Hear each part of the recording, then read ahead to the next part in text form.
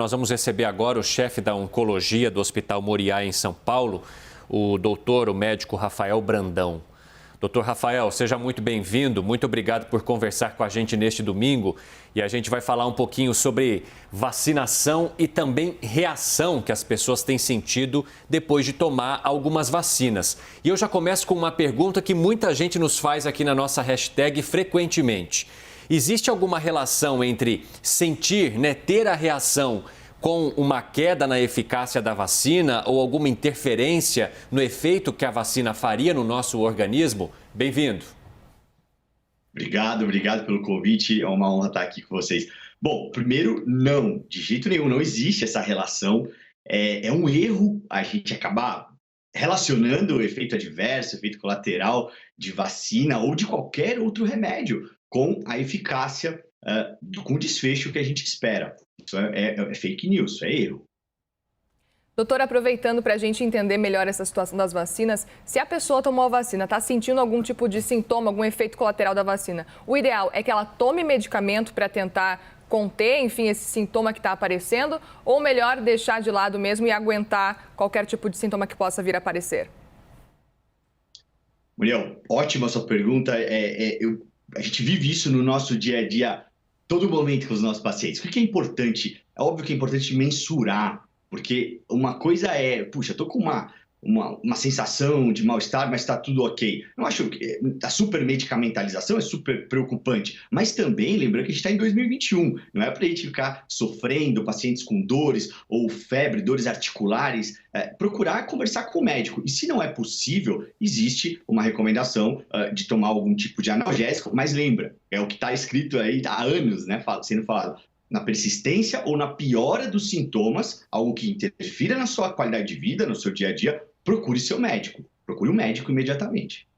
Doutor, a gente tem uma pergunta aqui do Jackson Nunes questionando a questão das vacinas, Porque nós temos hoje vacinas que têm 2 doses, vacina com 1 dose. Isso também acontece com outros tipos de vacina, não só aquelas contra o coronavírus. Ele quer saber se existe um motivo específico para elas serem feitas de formas diferentes ou por que não todas poderiam ter apenas 1 dose. O que envolve essa questão das vacinas que faz com que os fabricantes tenham regras diferentes para a aplicação?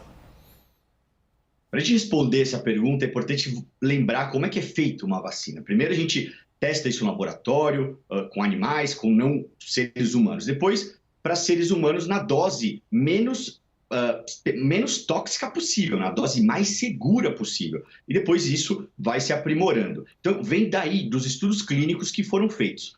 A vacina, ela é muito complexo de se dizer, porque o ser humano ele é completamente único, né? A gente sabe disso, isso é bastante óbvio. E assim como tem a dose da vacina, a quantidade do que é colocado, a quantidade, dependendo da forma de como se é por vírus ou se é por RNA, enfim, a quantidade que está ali na vacina é super importante para definir se vai necessitar de segunda dose ou não. O uso da segunda dose é porque os estudos preliminares e os estudos que aprovaram a vacina utilizaram-se disso. Outras vacinas, as vacinas que estão também já em qualidade, em uso no mercado, estão utilizando a pergunta, será que 1 dose é suficiente? Estudos estão sendo feitos para isso. Potencialmente isso deve mudar. Eu acredito que algumas já estão sinalizando, algumas indústrias farmacêuticas, os resultados preliminares, que devem mudar para dose única, potencialmente ajustando ali a quantidade do remédio. Ou seja, isso teria a ver também com a rapidez com que essas vacinas foram desenvolvidas. Muita coisa ainda pode mudar conforme os estudos avançarem dentro destes laboratórios.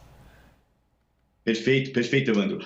Entender que, imagina, foi rápida, né, a desenvolvimento, acho que tempo recorde aí, a gente avalia a história da medicina de uma maneira geral. E entender que a gente ainda sabe pouco de tudo que está acontecendo, mas a gente sabe que existe a eficácia. E a gente sabe que existe segurança do uso da vacina. E que é isso que vai possibilitar aí a retomada de um mundo mais parecido com o que a gente vivia antes. Doutor, aquelas vacinas que são baseadas aí em informações genéticas, elas podem alterar o DNA ou produzir, de repente, efeito colateral a longo prazo que a gente possa encontrar, de repente, depois de um tempo ou não? Essa pergunta ela é muito importante da gente discutir. Isso Eu acho hoje em dia, no meu consultório como oncologista, no nosso dia a dia, toda hora os pacientes nos perguntam isso com medo e muitos pacientes deixando de tomar a vacina com medo de virar câncer. Isso é uma fake news que deve ser extremamente combatida, porque imagine só, se fosse tão simples de nós alterarmos o DNA de uma célula do nosso DNA, o nosso mapeamento genético fosse tão fácil assim, provavelmente nós estaríamos aí livres de várias e várias doenças. Então, não é possível. A vacina que contém RNA, ela não consegue se relacionar com o núcleo da célula, ela não consegue levar isso. E mesmo que se ela conseguisse, o nosso corpo, o sistema imunológico, tem várias e várias formas de combater essa célula mutante ou essa célula que intrusa aí de alguma maneira, essa informação genética intrusa. Doutora, a gente tem uma pergunta aqui do Henrique também, ele falando sobre a esposa dele. Ela está grávida, ela tomou a primeira dose da vacina Coronavac, teve uma certa reação e aí ele quer saber se isso faz com que na segunda dose ela possa ter uma reação ou possa ser perigoso ou não. A reação é algo esperado, inclusive em gestantes. Isso, a reação ela pode acontecer, uma análise de alguns estudos de forma preliminar mostra que a segunda reação, e faz todo sentido do ponto de vista fisiológico, a gente acaba tendo menos reação, porque nós acabamos já desenvolvendo ali anticorpos para aquele novo agente que foi incluído. Por exemplo, se for vírus, a gente toma uma segunda carga de vírus morto, de vírus inativo. E nosso corpo já tem ali anticorpos e sabem lidar melhor com aquilo. Então, a chance de ter o evento adverso relacionado à vacina na segunda dose, ela é menor do que na primeira. Doutor, eu queria saber um pouquinho mais sobre essa mistura de vacinas que ainda está sendo muito estudada, mas essa questão de, por exemplo, da vacina da Pfizer, a primeira dose, depois a AstraZeneca e vice-versa. Qual que é a sua avaliação?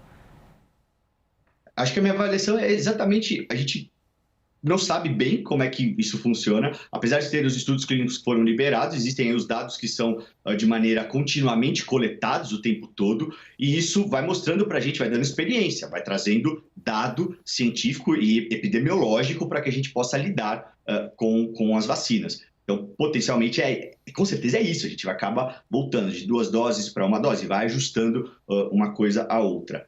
É muito curto o tempo que foi desenvolvido e que foi publicado, né, os dados. Então, existe uma emergência, né, para que isso aconteça rápido. Isso vai ter ajustes aí com toda certeza. Doutor, eu queria falar um pouquinho sobre vacinação para imunossuprimidos ou pessoas que estão em tratamento de câncer, por exemplo, que enfrentam uma doença como câncer. Neste caso, há alguma recomendação diferente ou essas pessoas, elas precisam tomar um cuidado maior ou a vacinação, independentemente de qual dose seja, é importante principalmente para esse grupo também? Esse grupo é grupo de risco, principalmente os pacientes imunossuprimidos. Então, esses pacientes devem receber vacina. Existe muitas vezes uma interpretação equivocada por parte dos pacientes, o que é natural, o medo da vacina, o medo do desconhecido, do que pode vir a acontecer. Mas eu garanto que o medo de acabar eventualmente acontecendo um Covid, o paciente ficar grave e ir para uma UTI, é muito maior do que qualquer tipo de evento adverso com vacina. Então, a recomendação é: devem tomar vacina, principalmente os pacientes imunossuprimidos. Dr. Rafael Brandão, chefe da Oncologia do Hospital Moriá, em São Paulo. Obrigada, doutor, pela participação aqui no CNN Domingo. Eu que agradeço. Ótimo domingo a vocês.